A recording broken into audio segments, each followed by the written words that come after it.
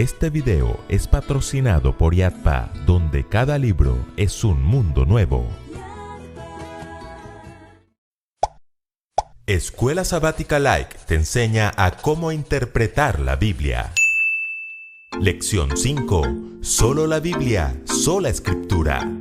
En el Sermón del Monte, Jesús comparó el reino de los cielos con un tesoro escondido. El reino de los cielos es como un tesoro escondido en un campo.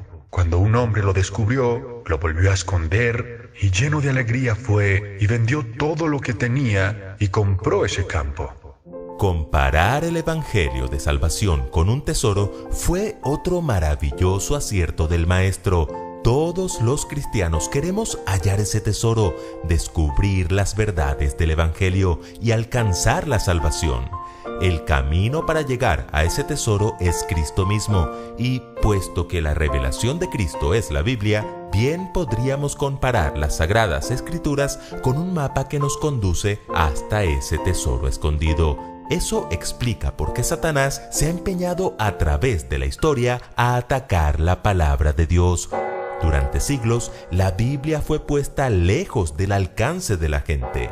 Solo se encontraba escrita en sus idiomas originales, hebreo, griego y sus pequeñas porciones de arameo, y la única versión autorizada por la Iglesia Católica en otro idioma era una Biblia en latín llamada la Vulgata Latina, traducida por Jerónimo de Estridón en el siglo IV. Pero para el siglo XVI, el latín ya era una lengua que muy pocos hablaban o entendían, y para sorpresa de los más jóvenes, el traductor de Google aún no existía. ¿En serio? Sí, y aunque existiera, no serviría de mucho, pues ni siquiera esa Biblia en latín podía distribuirse en los hogares. Estaba prohibido, y mucho menos podía traducirse la Biblia a otros idiomas. ¿Y por qué? Según ellos, si alguien leía la Biblia por su cuenta, podía confundirse y dar lugar a herejías, pero esa no era la verdadera razón. El problema para ellos era que si la gente leía la palabra de Dios,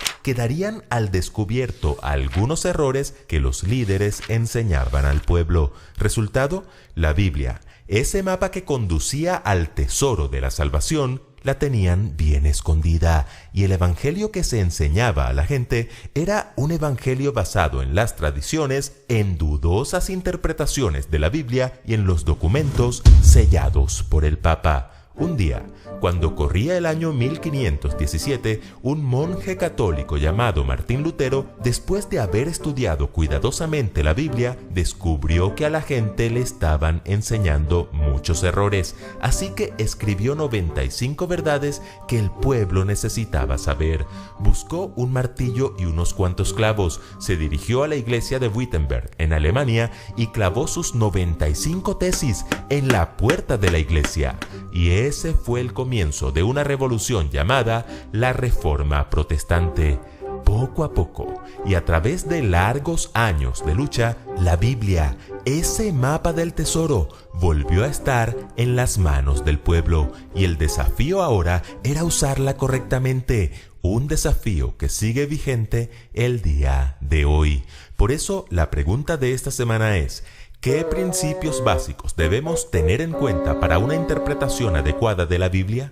En primer lugar, el principio de sola Escritura, o solo la Biblia. El loro no puede leer, solo puede escuchar y repetir lo que le enseñan, así no tenga mucho sentido. ¡Corre, que te coge gato! Como los cristianos no podían leer la Biblia, entonces, como el loro, solo repetían lo que les enseñaban. ¡Debo pagar billete por mis pecados! Uno de los más lamentables escándalos era el tema de las indulgencias, mientras que el Señor nos dice en su palabra: por gracia sois salvos por medio de la fe, y esto no de vosotros, pues es don de Dios. La Iglesia enseñó por siglos que para ser salvos había que redimir los pecados no con la sangre de Cristo, sino con dinero. Por eso, y muchas razones más, el grito de batalla de la Reforma Protestante fue sola Escritura, defendiendo la idea de que a la hora de postular doctrinas, la Biblia y solo la Biblia. El apóstol Pablo nos amonestó a no pensar más de lo que está escrito, indicando que no debe haber otra base doctrinal que las Escrituras. Solo la Biblia nos conduce al tesoro de la salvación. Para que nos quede mucho más claro, imaginemos la siguiente historia. Francisco y Juliana estaban empeñados en encontrar un tesoro. El panadero les dijo: Yo tengo el mapa y sé que el tesoro está en la montaña. Así que buscaron en la montaña y no lo encontraron. El sastre les dijo: Yo tengo el mapa y sé que el tesoro está en el río. Fueron al río y tampoco lo hallaron. Al verlos, el pastor les preguntó el motivo de su tristeza. No estaba en la montaña y tampoco estaba en el río. Entonces el pastor les preguntó: ¿vieron el mapa por ustedes mismos? No. Deben mirarlo por ustedes mismos. El mapa, y solo el mapa, los conducirá al tesoro. La Biblia, y solo la Biblia, nos conducirá a la salvación. No somos loros para repetir doctrinas. Somos bienaventurados al oír, pero lo somos mucho más al leer y guardar lo que está escrito. Bienaventurado el que lee y los que oyen las palabras de esta profecía y guardan las cosas en ella escritas, porque el tiempo está cerca. Un segundo principio es el de toda escritura o toda la Biblia. Aceptando el consejo del pastor, Francisco y Juliana fueron a donde el panadero para comprarle el mapa, pero solo era medio mapa. La otra mitad la tenía el sastre, pero pedía muchísimo dinero. Yo creo que con este pedazo será suficiente. Lo estudiaron cuidadosamente y volvieron a la montaña convencidos de saber el lugar donde estaba el tesoro. Sus esfuerzos fueron en vano y volvieron a casa más frustrados que antes. Al verlos, el pastor les preguntó el motivo de su tristeza. Esta vez vimos el mapa con nuestros propios ojos y tampoco lo encontramos. Entonces el pastor preguntó: ¿vieron el mapa completo? No. Una porción del mapa nunca será suficiente. No solo es solo la Biblia, también es toda la Biblia. Siendo que Dios es el verdadero autor, podemos encontrar en la Biblia perfecta unidad y armonía, porque toda la Escritura es inspirada por Dios y útil para enseñar, para redarguir, para corregir, para instruir en justicia. Esa unidad le da a la Biblia un poder convincente y libertador, y cuando surge algún pasaje difícil de entender, debemos permitir que la Biblia sea su propio intérprete. El profeta Daniel usó la Biblia para entender sus propios escritos, y el mismo Jesús, camino a Emaús, usó la Escritura para hacerle entender a los discípulos quién es Él. Interpretamos la Biblia comparando versículo con versículo, precepto sobre precepto, renglón tras renglón, línea sobre línea, un poquito aquí, otro poquito allá, y por supuesto, con la ayuda del Espíritu Santo. Con la Biblia cerrada, estamos enjaulados como un loro entrenado para repetir, pero con la Biblia abierta se cumple en nosotros la promesa de Jesús. Y conoceréis la verdad, y la verdad os hará libres. Y un tercer principio bíblico, no menos importante, es el de creer a sus profetas.